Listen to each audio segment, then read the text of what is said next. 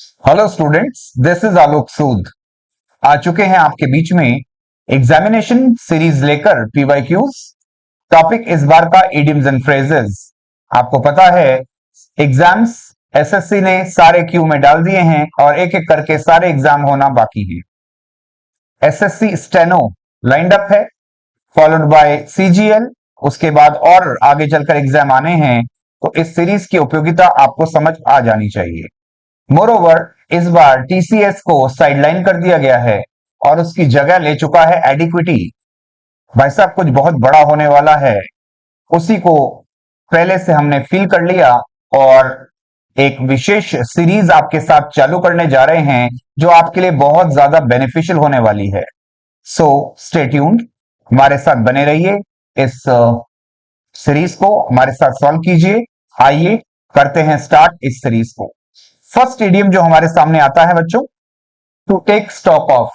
अगर मैं स्टॉक की बात करता हूं तो स्टॉक बेसिकली होता है गुड्स। ये वो गुड्स है जो आपको किसी वेयर हाउस में, किसी स्टोर हाउस में डिस्ट्रीब्यूशन या सेलिंग पर्पस के लिए पड़ा मिलता है। आइए सर मेरे साथ वेयर हाउस में चलते हैं, आओ देख के आते हैं माल कितना पड़ा है सर। इसका मतलब किसी माल का जायजा लेना, किसी माल का जायजा लेना, किसी चीज को एनालाइज करना, किसी चीज का सर्वे करना, किसी चीज का गहनता से जांच करना। ये माल की जांच भी हो सकती है, ये किसी स्थिति और परिस्थिति की जांच भी हो सकती है। किसी सिचुएशन को एसेस करना, असल में मामला चल क्या रहा है, आओ तफसील से तफ्तीश करते हैं। उसको कहते हैं take stock of. To steal something, नहीं सर, चोरी करने की बात नहीं है। टू एसेस द सिचुएशन, किसी परिस्थिति को भांप लेना, किसी परिस्थिति को परख लेना। सही लग रहा है sir. To make a loss, कोई घाटा लग जाना, no sir. To make a mistake, गलती हो जाना, नो सर। करेक्ट आंसर आता है option number B, to assess the situation, किसी परिस्थिति को गहनता से जांच के परख कर भांप लेना। To assess the situation. चलते हैं नेक्स्ट ईडियम की तरफ। नेक्स्ट ईडियम हमारे सामने आता है number 2, C the light of the day. इसका मतलब दिन की रोशनी देखना, ये इसका लिटरल मीनिंग हो सकता है। इसका मतलब इससे पहले आपने लाइट नहीं देखी थी। इसका मतलब इससे पहले आप गुमनामी के अंधेरे में थे, आपको कोई नहीं जानता था। आप एक ऑब्लिवियन में थे, आप एक ऐसे माहौल में थे जहां पर आपको कोई नहीं जानता था। लेकिन जब आपने लाइट देख ली, इसका मतलब प्रकाश आप पे पड़ गया, स्पॉटलाइट आप पे पड़ गई। इसका मतलब चीजें अब सार्वजनिक हो चुकी हैं, अब आपको लोग जानने लगे हैं, आप प्रकाश में आ गए हैं।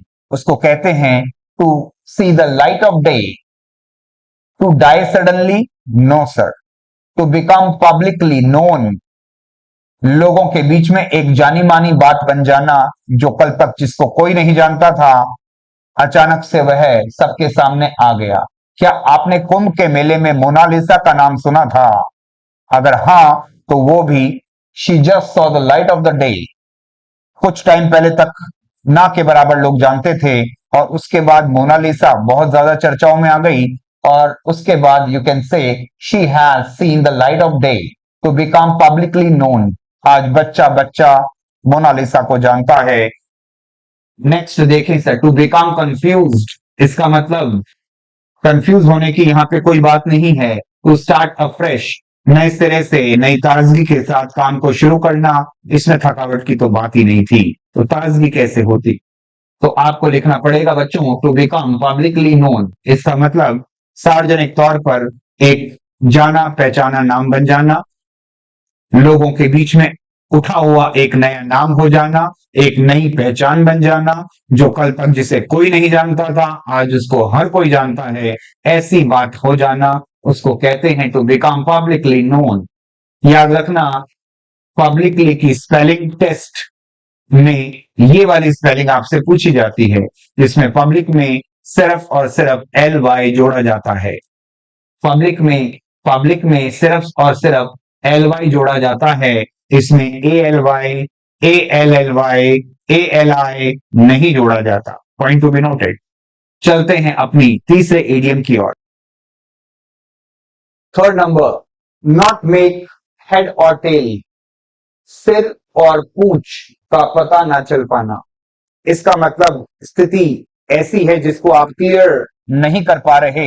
Something that is hazy, something that is mazy, something that is cloudy, something that is misty, something that is confusing, something that is obfuscating. क्या कह दिया सर?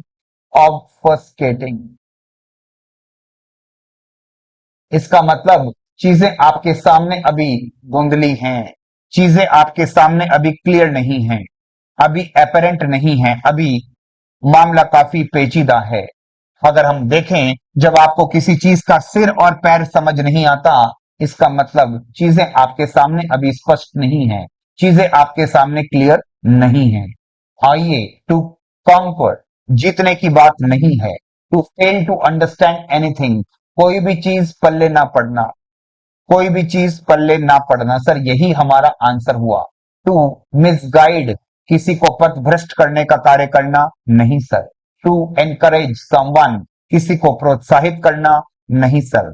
अगर बात करते हैं सिर पैर का, पता ना चल पाया, पता नहीं हो क्या रहा था। भाई साहब, उस व्यक्ति का जो भाषण था अपने तो पल्ले नहीं पड़ा, मैं तो उसका सिर पैर नहीं समझ पाया। इसको कहते हैं to make, not to make head और टेल ऑफ समथिंग, किसी बात का सिर पैर समझ ना आना। That is the meaning of this idiom. Switch on करते हैं अपने नेक्स्ट ईडियम की ओर। नेक्स्ट ईडियम आता है number 4, to draw the long बो।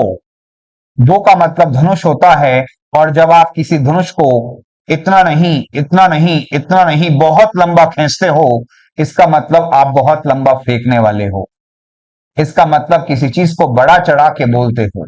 इसको कहते हैं एग्जाजरेट। एग्जाजरेट का मतलब होता है टू यूज हाइपरबोलिक लैंग्वेज, बड़ा चढ़ाकर बोलना, अतिशयोक्ति करना। कुछ लोग इस चीज के लिए जाने जाते हैं, शेख चिल्ली प्रकृति के होते हैं और बातों को बड़ा चढ़ा के बोलते हैं। अगर नदी सूख गई, अगर नदी सूख गई तो डरने की क्या बात है, ये भाई है ना तुम्हारा, अपने आंसुओं से भर देगा।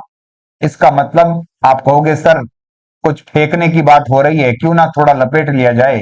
ऐसी बात को कहा जाता है टू ड्रॉ द लॉन्ग बो। इसका मतलब यहाँ पे फेकोलॉजी हो रही है, जो हम स्लैंग में यूज करते हैं। यहां देखते हैं कौन सी चीज इसके साथ सही जाती है। To put up high demands, ऊंची मांग रखना नहीं sir. To make an exaggerated statement, यही वाला है बड़ा चढ़ा के बोली गई बात, तुम मुझे नहीं जानते अभी। इसका मतलब बड़ा चढ़ा के बोलने की बात कर रहे हैं, इसको कहते हैं option number B. To demand a very high price, ऊंची कीमत की मांग कर लेना, no. To overestimate oneself, अपने आप को आवश्यकता से ज्यादा बेहतर समझने की भूल करना, ऐसा भी नहीं सर। ओवर मूल्यांकन गलत बात। टू हैव हाई एम्बिशंस, उच्च अभिलाषा रखना, उच्च अभिलाषा रखना, अपनी मर्यादा, अपनी क्षमता से ज्यादा ऊंची सोच रखना नहीं सर। होना चाहिए to make an exaggerated statement, to use hyperbolic language, बड़ा चढ़ा के बोली गई बात, क्योंकि आपने बहुत लंबा खींचा है, इसका मतलब फेंकोगे भी बहुत दूर। आइए चलते हैं अपने नेक्स्ट ईडियम की ओर। Next idiom comes hole and corner. Hole का मतलब होता है छेद और कॉर्नर का मतलब होता है कोना। ये दोनों ही जगह छुपने के काम आती हैं। आपातकाल में या तो कोई गड्ढे में चला जाता है छुपने के लिए, और या फिर जगह मिलती है आपको कॉर्नर यानी कोने में छुपने के लिए। अगर बात इसकी है तो इसका मतलब बात जो भी है वो काफी छुपते छुपाते हैं। इस छुपते छुपाते को ही आप जानते हैं बच्चों, सीक्रेट। इस सीक्रेट को ही आप कह सकते हैं सीक्रेटिव। सीक्रेटिव को ही आप कह सकते हैं बच्चों क्लैंडस्टाइन। क्लैंडस्टाइन, आपने सुना होगा छुपते छुपाते शादी कर ली, दैट इज क्लैंडस्टाइन मैरिज। छुपते छुपाते, इसको कहते हैं सरप्टिशियसली। सरप्टिशियस, इसका मतलब होता है छुपते छुपाते, जो भी किया है वो काफी छुपते हुए, चोरी छुपके किया है। इसको कहते हैं स्टिल्थली। स्टिल्थली, इसका मतलब जो भी किया है वो काम काफी ज्यादा छुपते छुपाते हुआ है। इसको कहते हैं होल एंड कॉर्नर, दोनों जगह छुपने वाली हैं। सीधे सीधे आंसर आएगा sir number C option. Strict नहीं है, servile, servant like, yes man नहीं, सर्वाइल यानी सर्वेंट लाइक नहीं है। सस्पिशियस, सस्पिशियस, सस्पिशियस भी नहीं है। सस्पिशियस का मतलब होता है जो लोगों पे शक करता है, उसको सस्पिशियस कहते हैं। तो सर यहां पर भी सस्पिशियस नहीं हो पाएगा, आपका सही जवाब आएगा सीक्रेट। स्विच ऑन करते हैं अपने नेक्स्ट इडियम की ओर।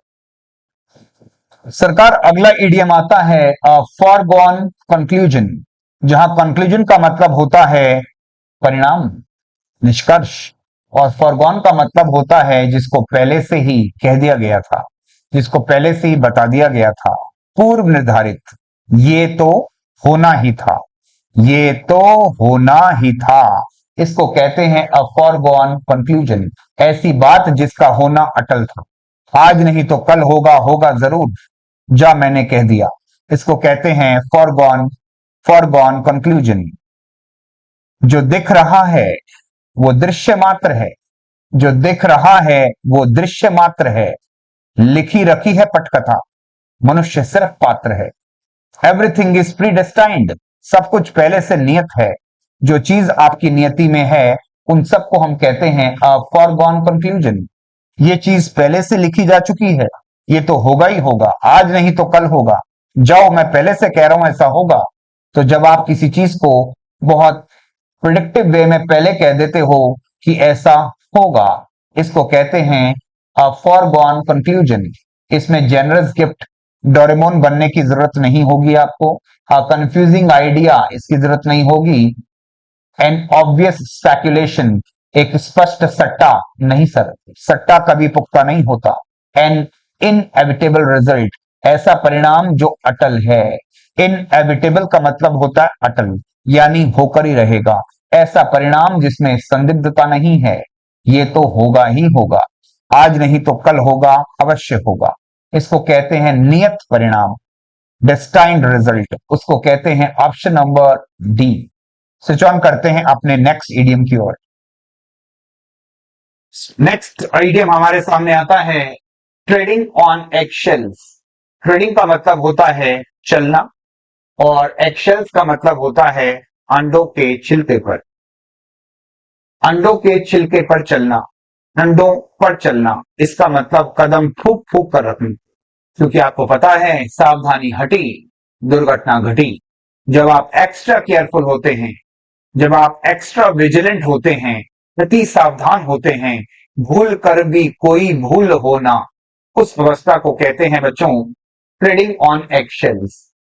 Taking care of ex to से no no no, intending to grow very fast नहीं sir, making best bets in ones trade नहीं sir, to be careful in speech and actions, अपने शब्दों पर, अपने शब्दों पे, अपने कर्मों पर बहुत ज्यादा सोच समझकर काम करना, गलती से भी गलती ना हो जाए इसका ध्यान रखना, उसको कहते हैं भूल कर भी कोई भूल होना। Option number D is the correct answer. चलते हैं अपने नेक्स्ट इडियम की ओर। नेक्स्ट इडियम आता है स्टूडेंट्स द फेदर्स फ्लाई। पंख एक नहीं बहुत सारे हैं, पंख उड़ जाना। आप एज्यूम कीजिए दो पक्षी हैं जो आपस में गुत्थम गुत्थी हो रहे हैं, बहुत ज्यादा लड़ाई कर रहे हैं, उनका घमासान चल रहा है, इस कदर घमासान हुआ कि कुछ देर के बाद में उन पक्षियों के जो पंख हैं वो उड़ने लग गए, डिस्टर्ब हो गए और परखच्चे उड़ गए। ऐसी स्थिति को आप कहते हैं the feathers fly.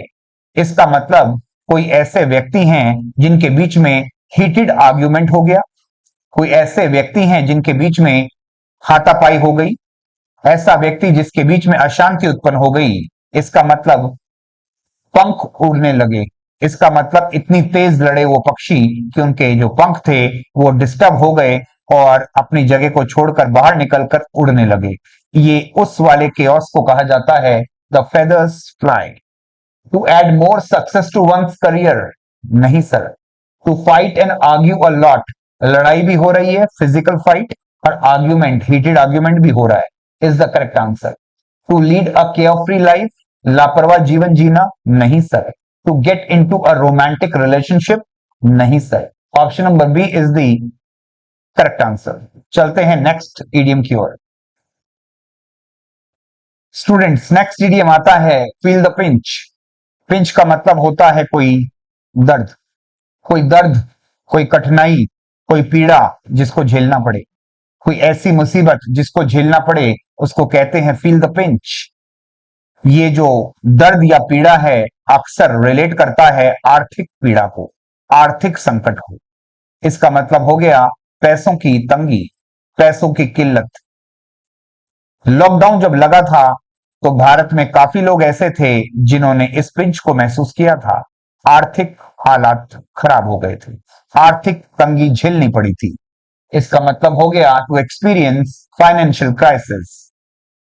Being hurt and wounded by someone? नहीं सर। टू रिमेन साइलेंट और ऑन इनजस्टिस? नहीं sir. Having financial problems all of a sudden? Yes sir.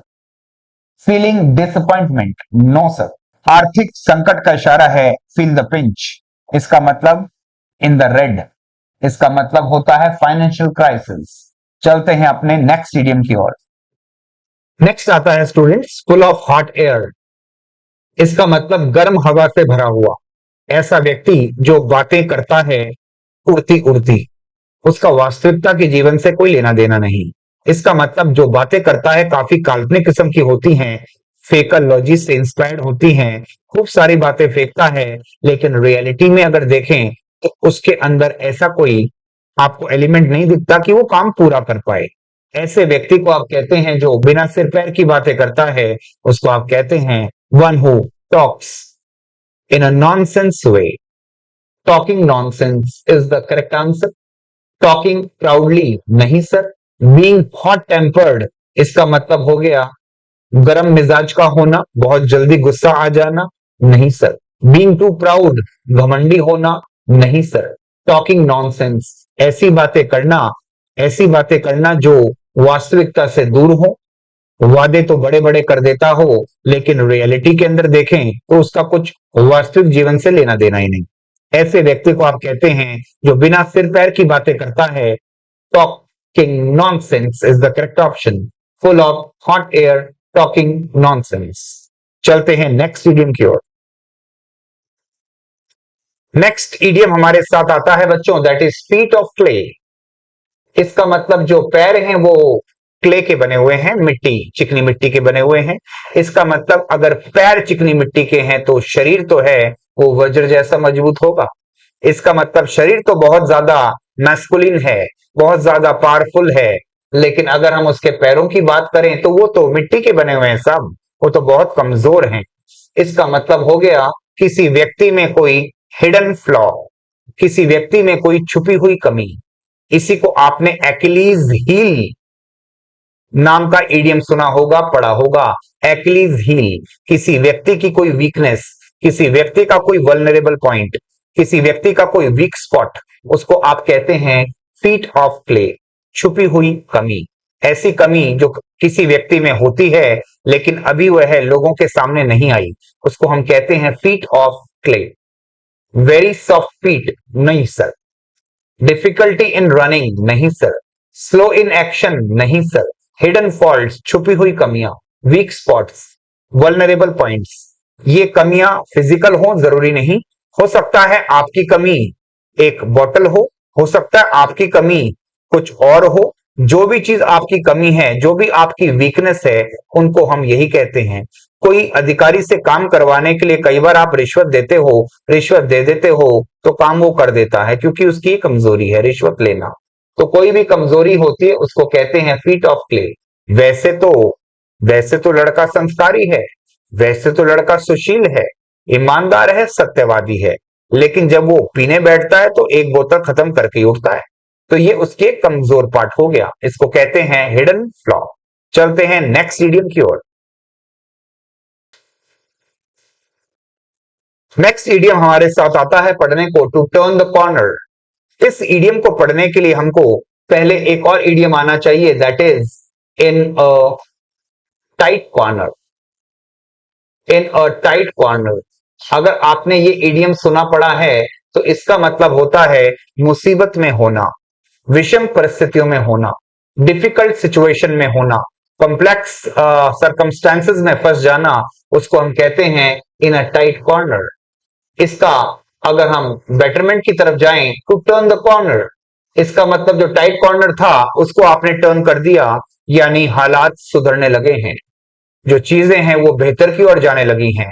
आपने एक बहुत ही अंधेरे वाला अतीत देखा था, अब उजाले की तरफ जा रहे हैं, टूवर्ड्स बेटर।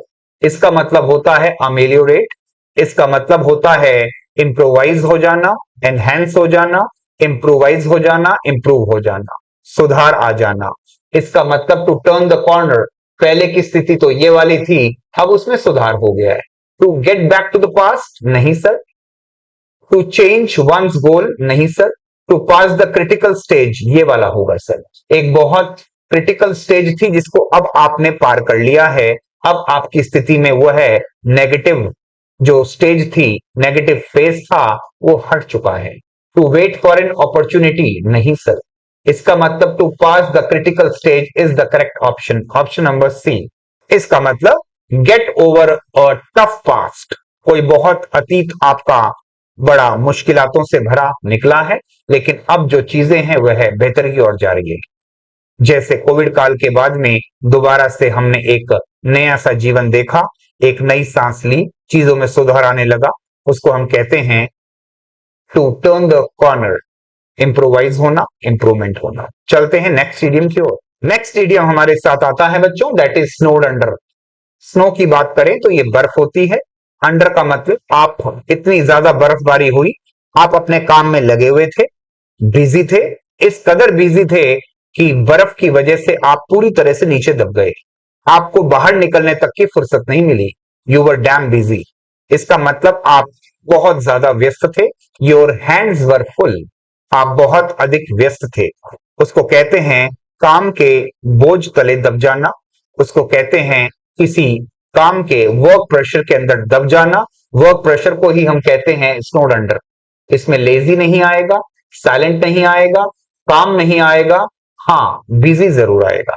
इसका मतलब हो गया अति व्यस्त व्यक्ति की बर्फ गिरती गई लेकिन वो काम में ही लगा रहा, बर्फ गिरते गिरते उसको पूरी तरह से ढक चुकी थी, वो बेचारा काम से निकल नहीं पाया, फुर्सत नहीं मिलती सर उसको, बहुत बिजी रहता है, उसको कहते हैं स्नोड अंडर। चलते हैं नेक्स्ट इडियम की ओर। नेक्स्ट इडियम आता है number 14, heart and soul. Heart का मतलब होता है बच्चों दिल, और सोल का मतलब होता है आत्मा। जब आप किसी काम को पूर्ण शिद्दत, पूर्ण लगन, पूर्ण ईमानदारी से करते हैं, उसको आप कहते हैं हार्ट एंड सोल, यानी बहुत ऑनेस्टली, बहुत डेडिकेटेडली, अपनी तरफ पुरजोर मेहनत करके किसी चीज में जुट जाते हैं, उसको आप कहते हैं बच्चों heart and soul. With complete honesty, सिर्फ ऑनेस्टी से काम नहीं चलेगा, फ्रंट टू फ्रंट काम नहीं चलेगा। With all the effort you can put, जितनी आप में श्रद्धा, क्षमता, सामर्थ्य, जितनी आप में निष्ठा है, वो पूरी की पूरी अपने काम में झोंक दी जाए। With all the effort you can put is the correct option. Feeling sympathy for someone, किसी के लिए सहानुभूति जैसी कोई बात नहीं यहां पर, तो ये ऑप्शन और ये ऑप्शन नहीं होगा। कुछ बच्चा यहां कंफ्यूज हो सकता है बच्चों, विद कंप्लीट ऑनेस्टी, लेकिन ईमानदारी ही काम में जरूरी नहीं है, लगन भी चाहिए, निष्ठा भी चाहिए और ईमानदारी भी चाहिए। जितने भी आप में शिद्दत है, विद ऑल द एफर्ट, जितने भी प्रयास भरसक आप कर सकते हैं उतने करने पड़ेंगे, तभी जाके आपको सफलता मिलेगी। चलते हैं अपने नेक्स्ट इडियम की ओर, और इस पारी का अंतिम इडियम आता है बच्चों, that is to be on thin ice. To be on thin ice, आप एक बर्फ की पतली चादर के ऊपर चल रहे हैं, किसी भी क्षण एक आवाज आएगी और बर्फ टूटेगी और व्यक्ति अंदर हिमदोज हो जाएगा। इसका मतलब बर्फ के अंदर चला जाएगा, बाहर निकल पाना मुश्किल है। इसका मतलब लाइफ जो है वो मजे में है या लाइफ बहुत बड़े रिस्क पर है, सोचें और बताएं। आप कहेंगे सर पतली बर्फ की चादर पे चल रहे हो, कभी भी कुछ भी हो सकता है, सावधानी हटी दुर्घटना घटी। इसका मतलब at a very risky state. To be in faulty situation, नहीं sir. To be in marginalize situation, नहीं सर, अलग थलग वाली कोई स्थिति नहीं। To be in a risky situation, 16 आने सकते हैं सर, यही जवाब है। To be in limited scope, नहीं सर, रिस्की सिचुएशन, क्योंकि सावधानी हटी दुर्घटना घटी। इसको कहते हैं बर्फ की पतली चादर पर चलना। कुछ भी हो सकता है, इसलिए कृपया मुझे डिस्टर्ब ना करें, कुछ भी हो सकता है। चलिए स्टूडेंट्स, इसके अलावा जो भी इडियम्स का हमारा आगे के सेशंस हैं वो हम आपको अगले कुछ वीडियोस में आपके साथ लेके पहुंचेंगे। अभी के लिए इतना काफी है। See you all guys in the next video. Thank you so much.